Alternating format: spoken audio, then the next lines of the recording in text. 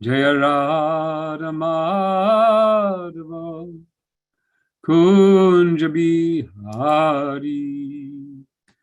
Gopijana Ballabha Girivardhari Gopijana Ballabha Girivardhari Yashodanandana Rajajanarandana Yashodanandana Rajajanarandana Jamuna Tira Vona Chari Jamuna Tira Vona Chari Jaya Radha Madhava Kunja Bihari Jaya Radha Madhava Kunja Bihari Gopijana Ballabha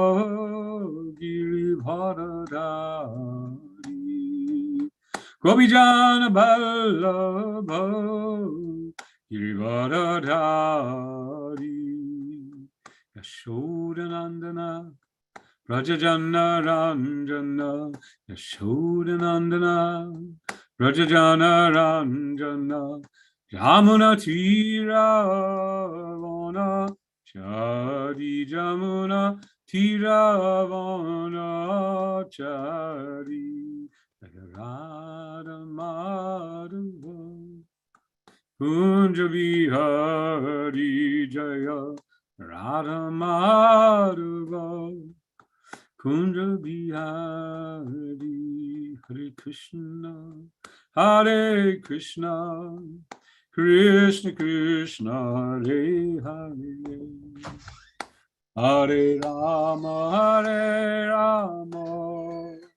Rama Rama Hare Hare Hare Krishna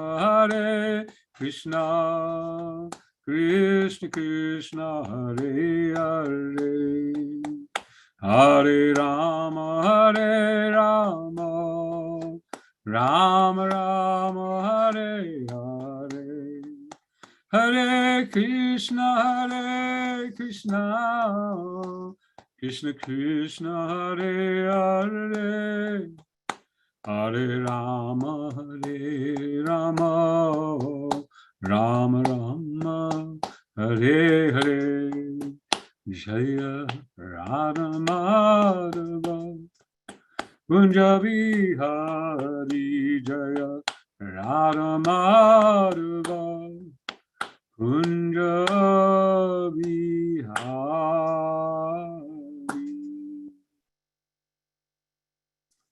Jaya Om Vishnupada Paramahansa Parivajikacharya Chatira Satashi Shima Chidandi Goswami Srila A.C. Bhaktivedanta Swami Srila Prabhupada Ki Jai Ananta Koti Vaishnava Vrindi Ki Jai ISKCON Founder Acharya Srila Prabhupada Ki Jai Namacharya Srila Haridas Thakur Ki Jai Prem Se Kaho Shri Krishna Chaitanya Prabhu Nityananda Shri Advaita Gadadhar Shivasadi Gaur Bhakta Vrindi Ki Jai Shri Shri Radha Krishna Gopa Gopinath Shamakunda Radhakunda Giri Govardhan Ki Jai Shri Vrindavan Dham Ki Jai Shri Mayapur Dham Ki Jai Ganga Mai Ki Jai Jamuna Mai Ki Jai Tulsi Maharani Ki Jai Bhakti Devi Ki Jai Srila Prabhupada Ki Jai Samaveta Bhakta Vrindi Ki Jai.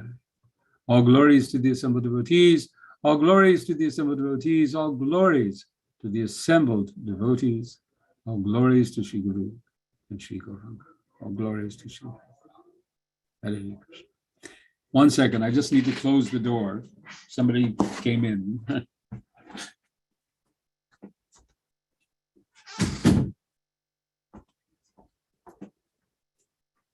Okay, Hare Krishna. So, Bhagavad-gita, right? That is our topic for tonight. Do we also show the verse? Should I share my screen?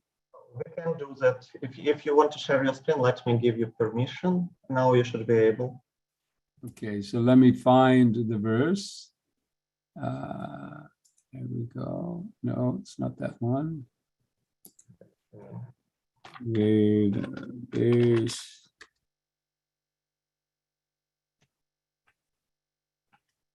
Bhagavad-gita 265. It's interesting, it's a verse without a purport, but it is part of such a very extensive topic that I think we can talk something. Okay, so let me do that. Oh, and here's the verse link. Oh, well, that's one way to do it. People can just look it up on their own screen. Perhaps, is that better? Is that you prefer to do that? That may be better than sharing the screen. If you want to share, it might be. Okay, well, for the people who don't have the, okay, that's a fact. So here we are. We have this verse, Bhagavad-gita 265. So let us begin with our invocation. Om Namo Bhagavate Vasudevaya. Om Namo Bhagavate Vasudevaya. Om Namo Bhagavate Vasudevaya. So, and I'll just chant the verse a couple of times. You can chant along silently, well, muted, I should say, while I chant. And then we'll go into the synonyms and translation and the commentary. Well, there is no commentary, but we'll get into that. So, Bhagavad-gita 265. Prasade sarvadukkanam hanirasyo prajayate prasanna chetaso hyashu bhuti paryavatishtate. Prasade sarvadukkanam hanirasyo prajayate prasanna chetaso hyasu bhuti paryavatishtate. Prasade sarvadukkanam hanirasyo prajayate prasanna chetaso hyashu bhuti paryavatishtate. So now we'll just do the synonyms. Prasade, on achievement of the causeless mercy of the Lord, sarva, of all, dukkanam, material miseries, hani, destruction, asya, his, upajayate, takes place, prasanna chetasaha, of the happy-minded, he, certainly, ashu, very soon, buddhi, intelligence, pari, sufficiently, avatishtate, becomes established. And the translation, for one thus satisfied in Krishna consciousness, the threefold miseries of material existence exist no longer. In such satisfied consciousness, one's intelligence is soon well established. Om Agyanatavrandasya Gyananjana Shalakaya Chakshur Militam Jena Tasmai Shri Gurave Namaha. Mukam Karoti Bhacham Pangalandayati Rakrivatam Shri Krishna Krishna Krishna Srimad Bhaktivedanta Swami Namaste Saraswati Gaurava.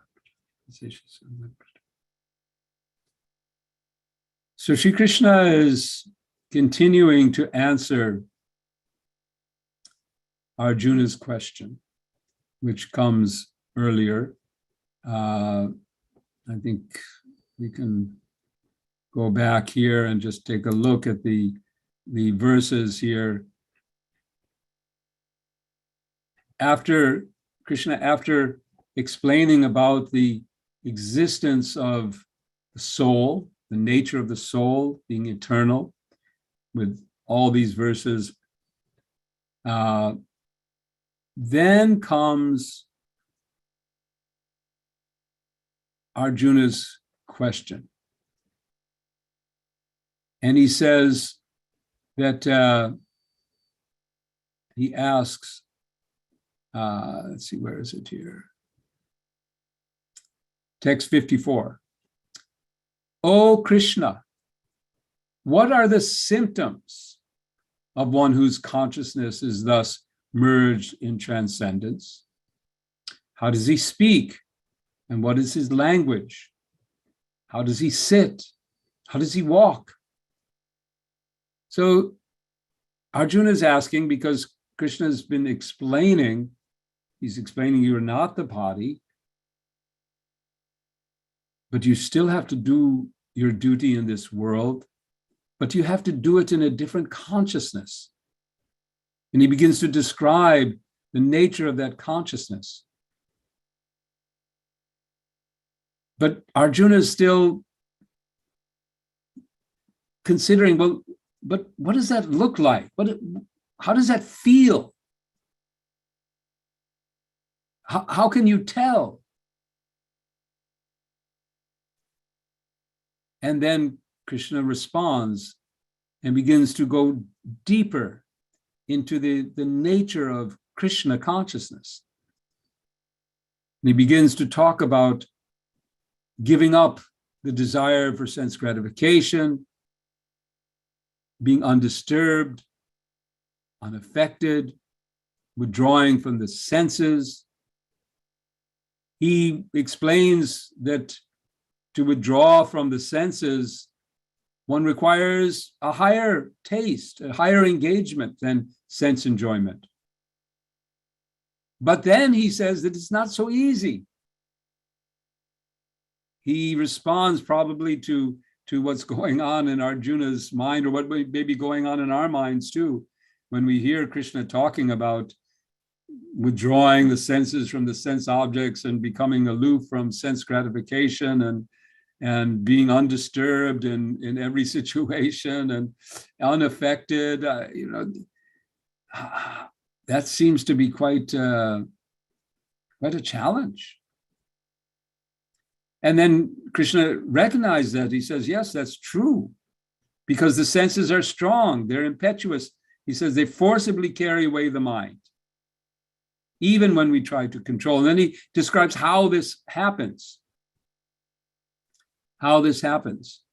How contemplating the objects of the senses, how attachment, lust, and anger, and delusion, and bewilderment of memory, and intelligence is lost, and they fall down.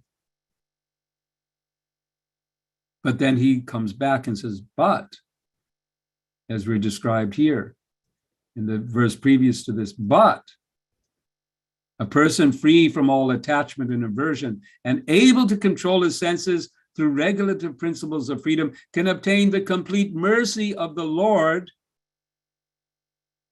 And then this verse, that mercy, because here it begins, here in the verse before, it says that by becoming free from the attachment and aversion, able to control your senses, one can obtain the mercy of the Lord.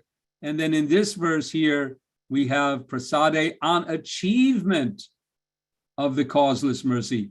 Having obtained that mercy, the threefold miseries of material existence exist no longer, and one's intelligence is soon well established. So again, Krishna talks about intelligence, the establishment of intelligence, buddhi yoga. If we go back again to the earlier verses, we'll find that Krishna talks about intelligence in a number of places. He begins, as we said, we're talking about here in verse 54,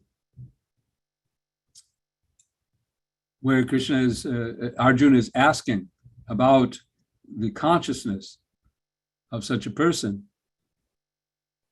And then, and Krishna responds that giving up these desires, being not disturbed, being free of attachment. He calls a sage of steady mind. And then he goes on here in text 61, is known as a man of steady intelligence. And then in text 63, when this not happening, then intelligence is lost. So intelligence is the focus here. And this raises the question, what does Krishna mean by intelligence?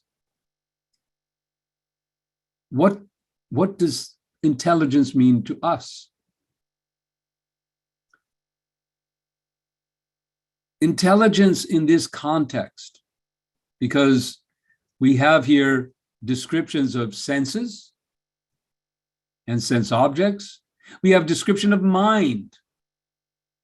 The senses are so strong, they carry away the mind of a man endeavoring to control them. We hear that from anger, delusion, all of these things are functions of mind, anger, lust, and even memory. And then intelligence is lost. So Krishna's, and later on the Gita, he describes that these different subtle energies are his own energies. They're a subtle body that the jiva inhabits. I was thinking about this the other day, trying to understand, well, what's the difference between mind and intelligence? And my analysis, and I'm still searching for some support, verses to quote or people, acharyas to refer to, which I haven't yet done, but I kind of have, I'm building my arguments, you could say, towards this sort of distinction. Because we see that we have senses, mind, and intelligence. So we have the activity of the senses, the perception of it, which take place in a certain way. They actually take place in the sphere of the mind. But we often hear that the mind is the place for thinking, feeling, and willing. And my consideration was, because when we sit down to chant the holy names of Krishna, then we have to deal with our senses and the attraction of sense objects. But mostly we're trying to deal with the mind. And as I was, in my chanting is still very dull. I don't have the sharpened, capacity to chant with full attention. And so thoughts arise in my consciousness. And I was beginning to try to discriminate and say, well, those automatic thoughts that arise on the basis of feeling or sense attachment, that simply come in without any invitation, without any intention to think about anything. This is the mind functioning. And as soon as there's some contemplation, some I should say, intentional thinking, that's where intelligence begins to act. When the activities of the mind, the thinking and the feeling and so on, are being guided in some way. They don't simply happen automatically. Now, we've seen this illustration of the senses and as being the horses carrying the chariot of the body.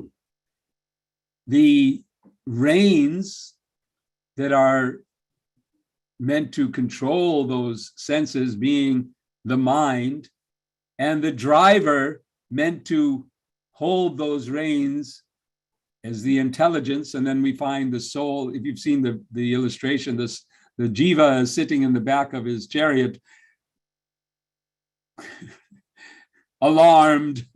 Where am I going? Because the senses have taken control of the mind, and the intelligence has lost its ability to control the mind and thus to control the senses.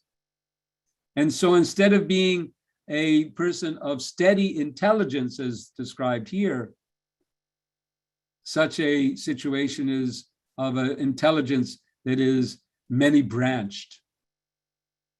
And that is also described by Krishna. So Krishna often speaks of this important place of intelligence. So in this verse, he says that when we achieve the mercy, when we achieve his mercy, how? By practicing the regulative principles to control our senses, by rising above, by giving up our attachments and aversions, we get the mercy of Krishna. And when that mercy comes in, the miseries of material existence, in this verse say, they no longer exist. Dukhanam hani, that they're destroyed. All of our material miseries are destroyed. And we're just happy. Prasanna cetasa. We're simply happy. And our buddhi pari avishtishtite, our intelligence is fixed. This is the promise that Krishna is making to us, that if we follow this path, we will become free of all material miseries, dukhanam. This is also mentioned in the Bhakti Rasamrita Sindhu. So I wanted to just bring that up here. No, not this. Hold on. It's not. That's where we are. Give me a second here. I got to pull this down because I can't. I've got the. All right, there we go. Okay, there we go. Characteristics of pure devotional service. So, but I wanted to get to something else. I wanted to show you here we go. Is it here? No. There we go. Okay. This is the actual verse. This is 1:1:17 in the Bhakti Rasamrita Sindhu.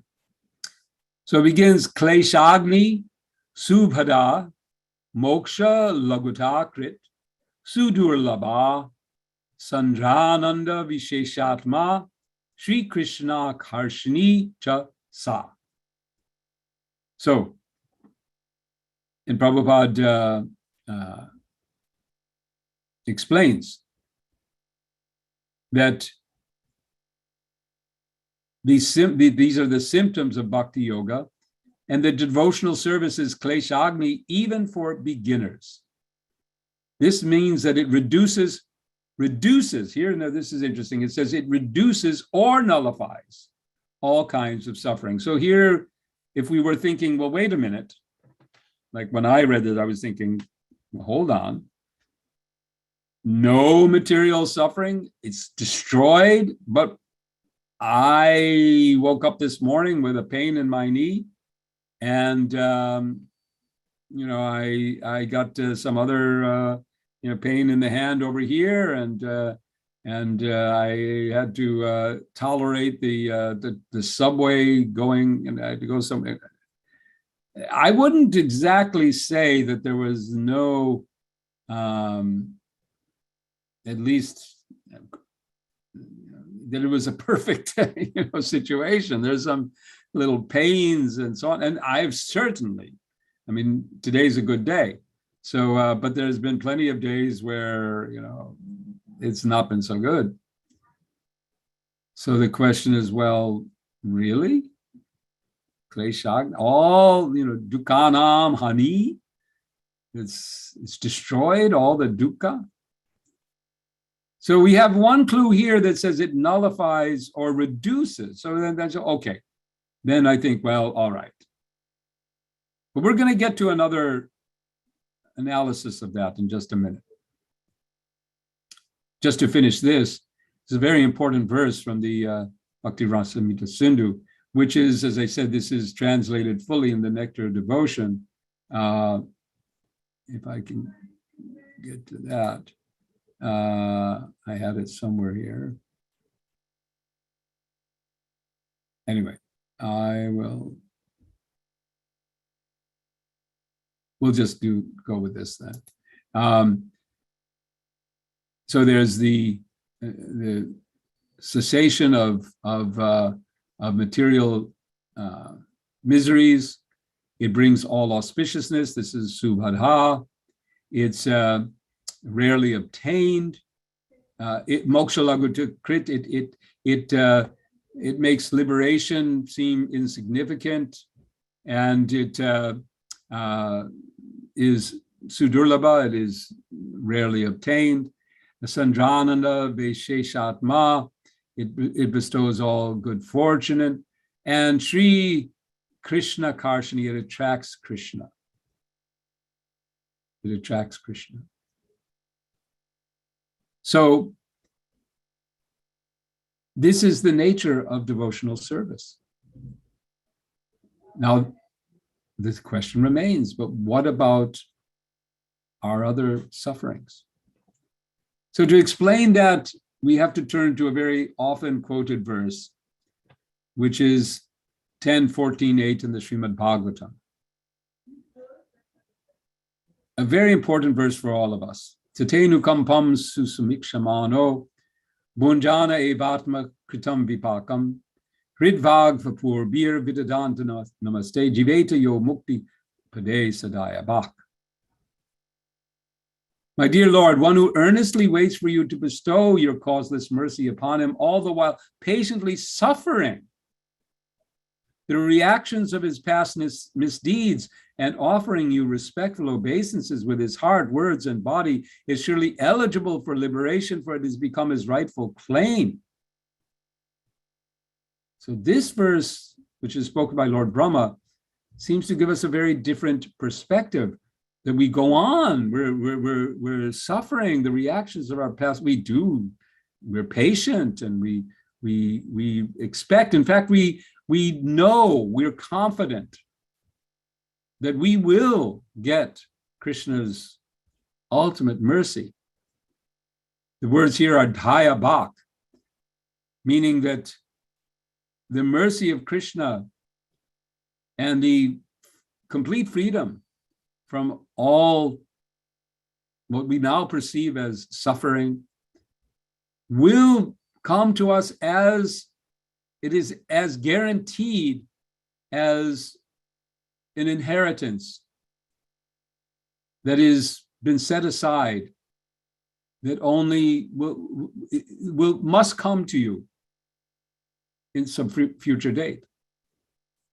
The rightful heir, rightful claim. But now the Acharya, Srila Sridhar Swami, he has elaborated on this because the question still remains. Well, hold on. Krishna says that the devotee receives my mercy and his dukkhanam harni. He says, Sarva dharmam prityajya mam ekam saranam braja. Aham tam sarva papebhyo mokshaya shashvam. I free you from all sin. And here is, this verse says, I'm suffering from past misdeeds. So how does this work? So then Sridhar Swami explains. Lord Krishna explains in the Bhagavad-gita that a devotee who fully surrenders unto him is no longer liable to suffer the reactions of his previous karma. So yes, Dukhananam Harim, Kleshagni, all of this suffering is removed by devotional service. However, the words here also, however, because in his mind, a devotee may still maintain the remnants of his previous sinful mentality, the Lord removes the last vestiges of the enjoying spirit by giving his devotee punishments that may sometimes resemble sinful reactions. So in other words, whatever we're going through now, once we've taken up the path of devotional service, we've taken up the path of Krishna consciousness, we are now under Krishna's care. Having once surrendered, once given ourselves to him, he will not let us go, but he will work on us. He will work on us. He'll do what's necessary to purify us. Which may mean some sinful, so-called, some reaction, some suffering that resembles karma. But we should take it as Krishna's mercy, as his medicine, as his treatment for the pollution that we have accepted in our hearts and our minds, as his way of getting us straight,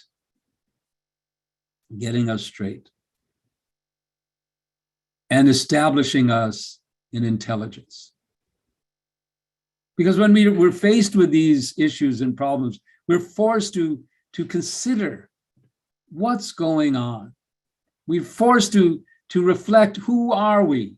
We're forced to confront our desire for sense gratification with the reality and see the reality of where sense gratification leads. We're forced to acknowledge the futility of enjoyment in this material world. All of these conditioned concepts which we've held on to for lifetimes after lifetimes after lifetimes, driving us forward in this world.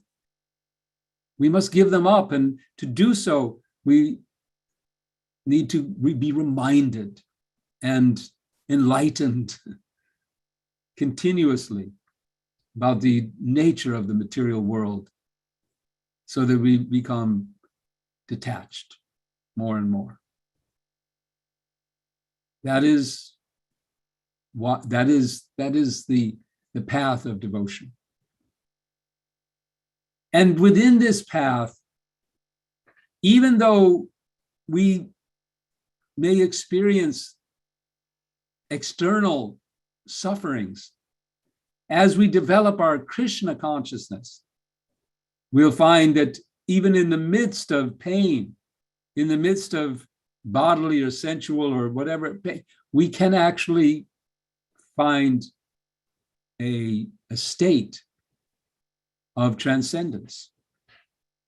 Now, I can't say that I have done that very often, but I have experienced at least a few times being in the midst of a painful situation, and by the mercy of Krishna, being able to rise above it simply by focusing my full attention on the holy names of Krishna. And I hope you've also had that experience. It builds our confidence and our faith that yes, Krishna is the refuge, Krishna is the shelter, and Krishna will pick us up take us out of all the suffering, even though we may still see it, we may still even feel it, but not be disturbed. This is the quality of steady intelligence. When the intelligence takes control over that disturbed mind that is simply, oh no, whoa, ah, and then brings it down and reminds ourselves of who we are and our relationship with Krishna. So those are some comments. I don't really feel like I have enough to go on for a full hour, but we could take some questions, and if there are, or some other comments, and see if that stimulates more discussion. So thank you very much. Hare Krishna. Krishna. I have actually a question. So this like works that it says that the reactions or punishment or so-called punishments are specifically designed to curtail the mentality that produces the activity. So does this apply? It applies to all living entities, or to only to devotees, or it's for devotees it just looks like differently, but how does it work? My understanding from this commentary,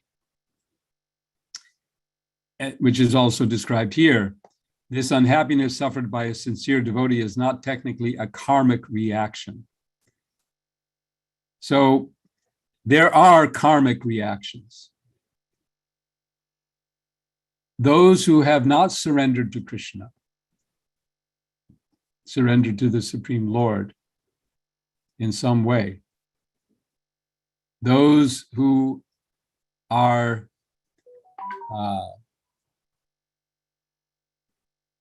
whose desire is fully on the platform of enjoyment of this world,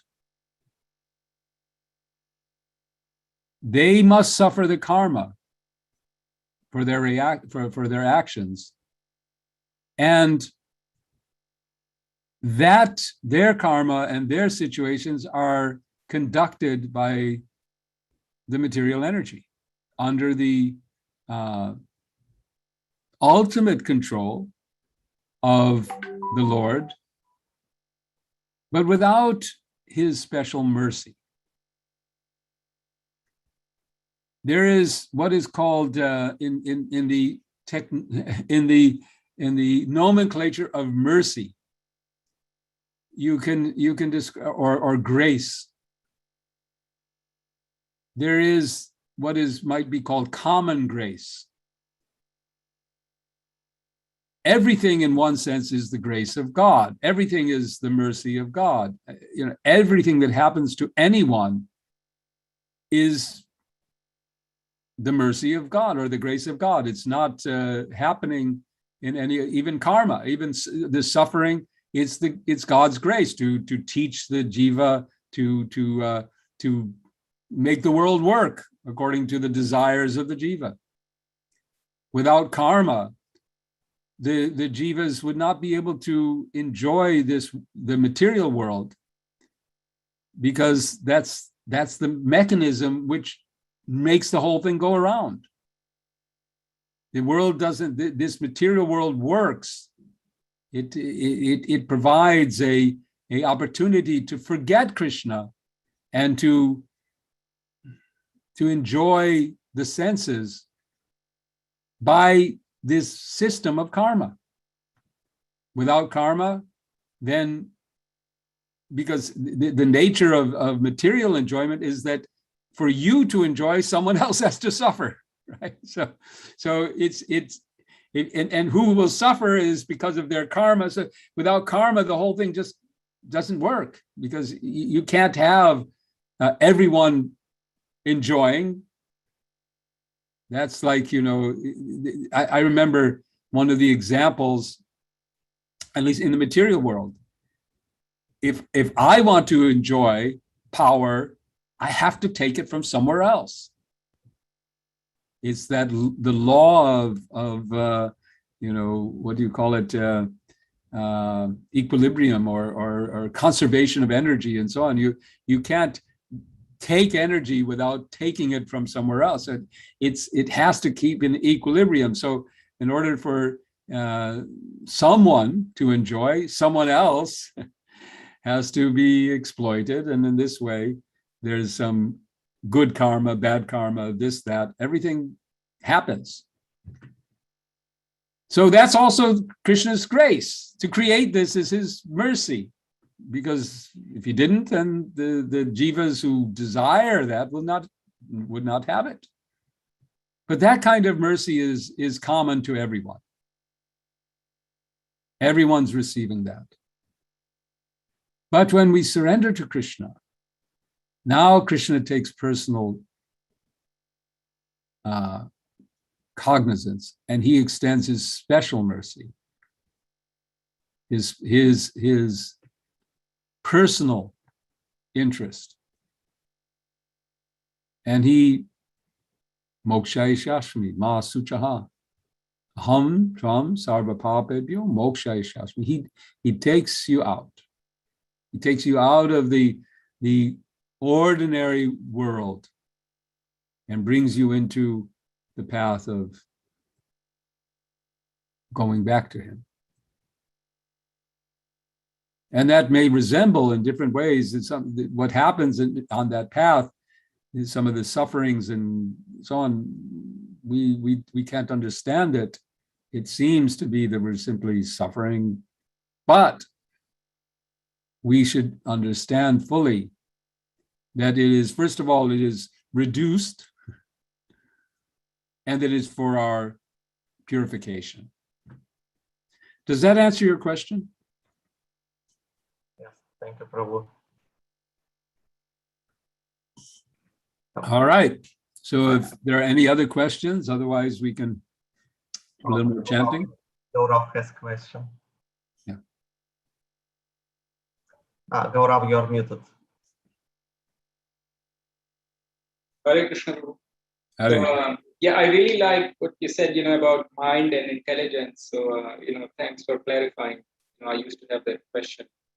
But on the suffering side, I have this, I've been I've been struggling with this, concept of accepting suffering. And to be honest, when I came in touch with devotees and they said, it's fine to suffer, you should take that suffering as purification. And I took that and for a long time, and I went through a lot of pain and for a lot of years. And then I realized, actually it's not. And I found the same thing with my parents too. They accept suffering. And then I realized, where do you draw the line? Is it okay to suffer for 3 days, 5 days, a week, a couple of weeks, a month?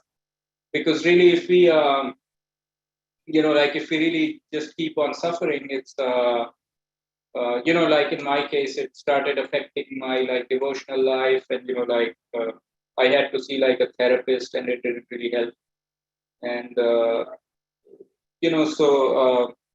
so that's why I'm still trying to find out where do you draw that line, what kind of suffering is okay, and is there should be a timeline, and and in relation to what?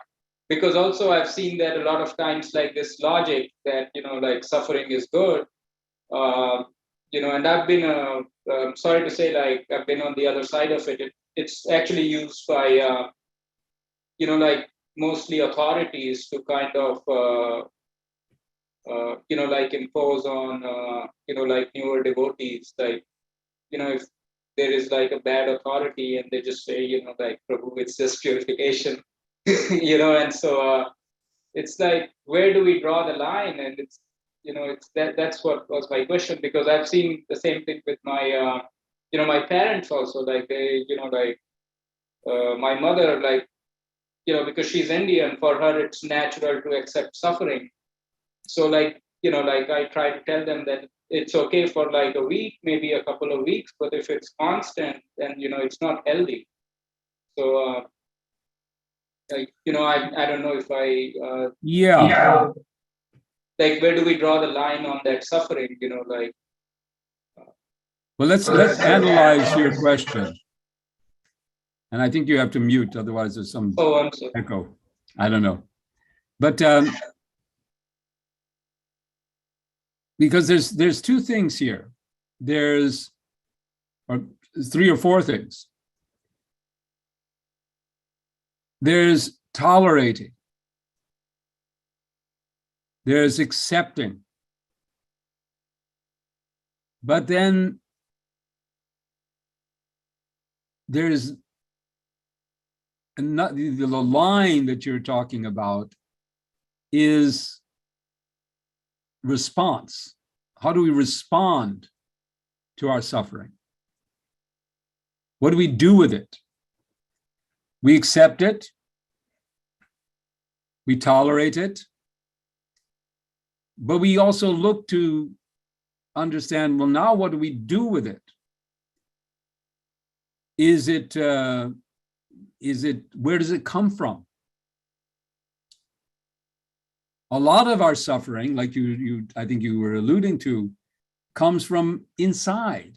It comes from our internal perspective.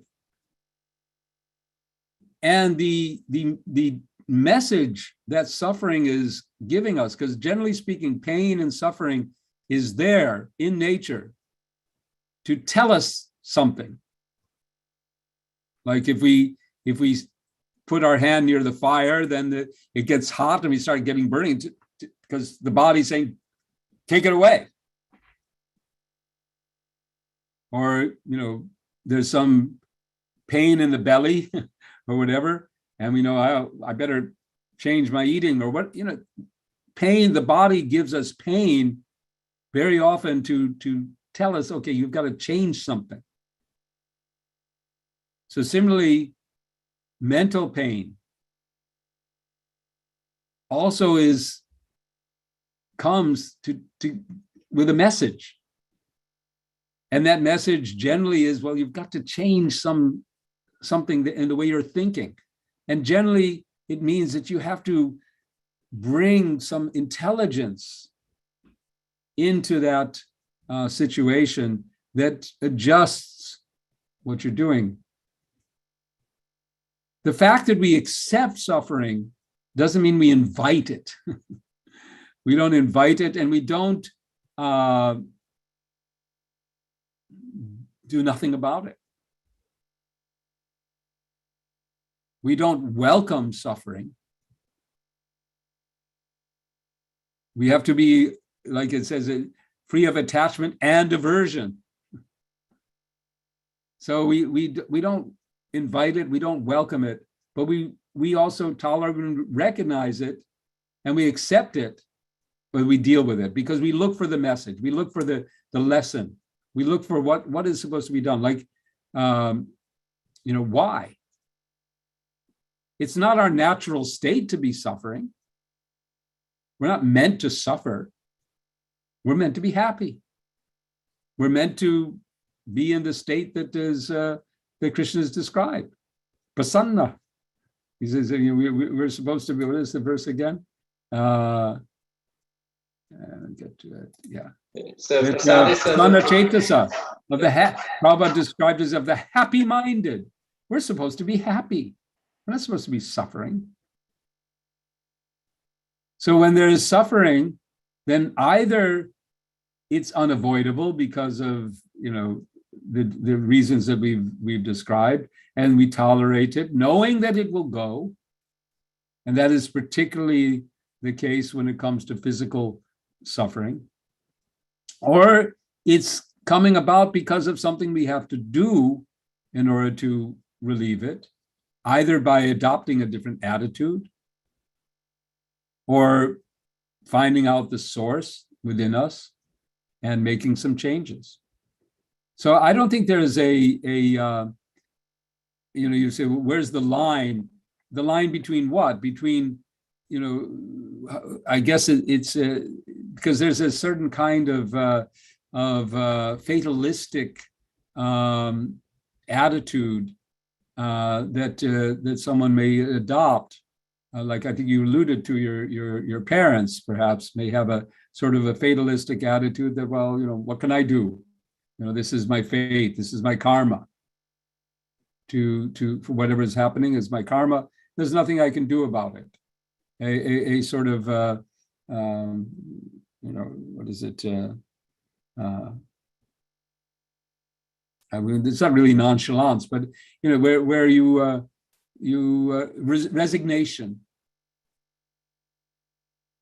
resignation and surrender are really different. To be resigned to a suffering life is different from surrendering to Krishna and placing yourself under his control and accepting from him the intelligence to move through this world in a way that he is satisfied. And Krishna never wants us to be in pain.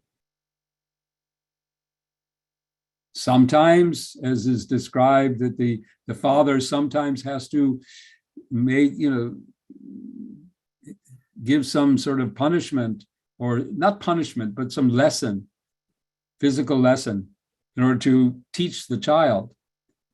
But the father never wants to give pain to his children. So it's the same thing. Krishna doesn't want us to be in pain. He wants us to be free of pain.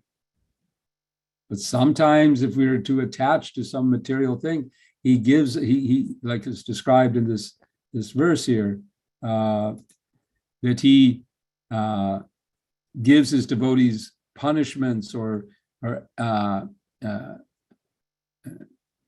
particular, to rectify the tendency to enjoy. He'll give some particular result, some pain that is meant to purify. So there is pain and there's suffering that is designed for our purification, and that's always the fact. But there's also pain and suffering within that purification. There is also pain and suffering that is designed to teach us something, to get out of the pain and suffering. So both things are there. There's the how I should say, the purifying effect, and there's the intelligent response that is required in order for the purifying effect to be there. So this is an inducement. In other words, here this purport describes how the Lord's special mercy for inducing his devotee to completely let go. So these things are inducing action in us. We have to respond to suffering. And it's not, the response must be driven by the natural desire to be free of it. So does that answer your question at all? Yeah, I think it clarifies a lot. Thanks for the clarification. I think, yeah, I wish I knew it before. That's all I can say. It's, because it's been very hard. Like this, like this specific philosophy of, like tolerance was, it could be heavy. So I think now it makes more sense that, like you said, that there is like a message in suffering, so, like how to get rid of it. And it's being happy is, like Krishna wants us to be happy. And so, Yeah, it makes sense. Yeah, you probably have heard his serenity prayer. Have you heard the serenity prayer? No. So this is a very, I think it fits right here. God, grant us the serenity to accept the things we cannot change, the courage to change the things we can, and the wisdom to know the difference. Yeah, it makes sense. I think that summarizes, like if someone has, like if I have a bodily defect and I'm suffering, then I think I learn to tolerate. So I think that makes a lot of sense. But but if there is something like I can change, let's say like some situation I can change, but I'm just accepting because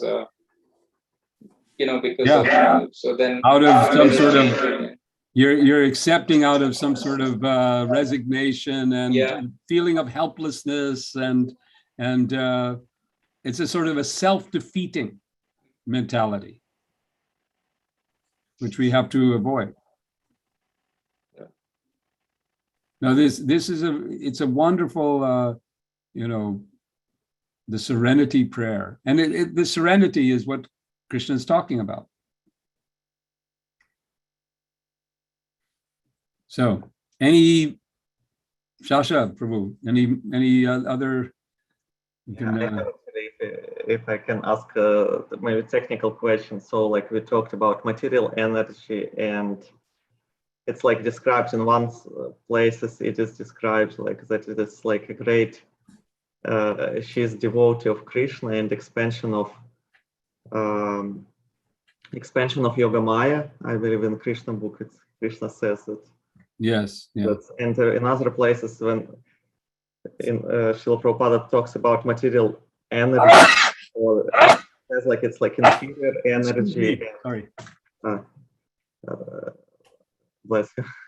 So sometimes like Srila Prabhupada describes like he says material energies or energy is like inferior energy, like apara prakriti, and so in one sense it is like greater than living entity. In other sense, it's smaller or more inferior to living entities, or is this like different kinds of material energy? So it's like one thing is a person like who operates this, and another thing are these 8 elements, or if you can clarify this.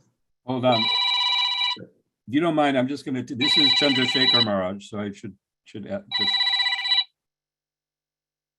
Hare Krishna Maharaj, can I call you back? I'm doing some little Zoom class.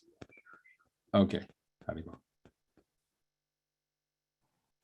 Yeah, sorry. Yeah. So, yeah. Well, please repeat what you were saying. Yeah, so material energy, is it considered like in different? Does it refer to different things?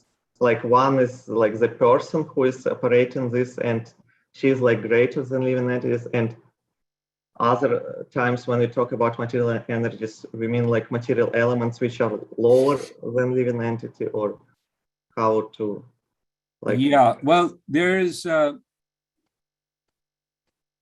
I will have to now just respond based on my understanding, and I think you should perhaps do a little more research about this.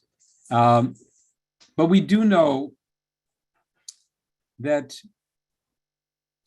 the material energy is described by Krishna as his separated energy. And he describes it. Aside from that, there is the jiva, who is not separated, who's connected. So it appears from that description of being a separated energy consisting of these different elements, that energy, which is, and the way that energy evolves, and we also see that the energy is described in the cosmic creation as being coming out of the causal ocean, and it becomes pradhan, and then it gets separated out, and from this comes that, and so it from this all these descriptions, it appears to be an energy of Krishna that is unconscious. It's just there. It's just existing. And when the jivas enter in, and it comes to life. And the main jivas that enter in and bring it to life are the devas. So now when we say, is Durga herself, is she that energy? Or is she the consciousness of that energy? Or is she the controller of that energy? That's a question that I don't have a definite answer. It's a very good question. That what is the material energy a thing to itself that has no independent, has no consciousness at all, and that it's just it's like but when the jivas enter into it, is Durga, but Durga is not a jiva. I mean, Durga is the Shakti, just like Shiva. So when we get into this realm, then we're talking about really the realm of Shiva and Durga, Shiva and Parvati. What is all of that? It's very mysterious. Because Shiva is Krishna, but connected to Parvati. So how does this all relate to the elements themselves? I don't have a full answer to that. But the term that Krishna uses of being separated, bina, seems to indicate that it has some special feature of being what it is. Hold on. Maybe Give me a second. just call me when you finish. Just give me a second.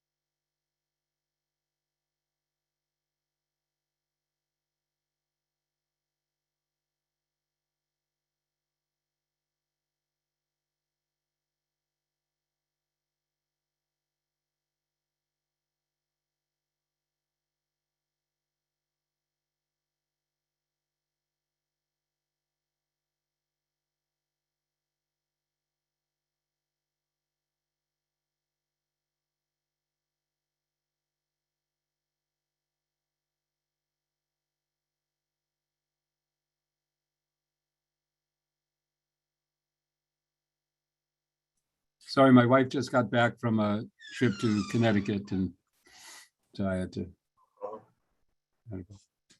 So, all right. Shall we Thank you, conclude? Prabhu. Thank you. Yeah. When you get the answer to that, Sasha, please let me know. Okay. Yes, that's a good starting point for the research. But Yeah. It's just, what. But mostly, like, we see that detailed explanation about material elements themselves in Srimad Bhagavatam, but in the third canto. But but about like how it's connected to Durga, that's not like. Yes, it's not fully described. How does that all work? And again, it comes back also to how any of the devas, how do they connect with the elements? How do they connect with wind? How do they connect with fire? How do they connect? How does that work? I have no idea. It's one of those, how does that work? How can there be a demigod of fire? How can there be a personality that's connected to all fire or to all air? Or, it's to me, it's inconceivable. I can't grasp it. But fortunately, I don't need to. It doesn't matter. I don't need to know those things in order to serve Krishna. Thank you, Prabhu. If no one has any questions, then yeah, we can do kirtan. All right, we can chant Hare Krishna. Okay, well.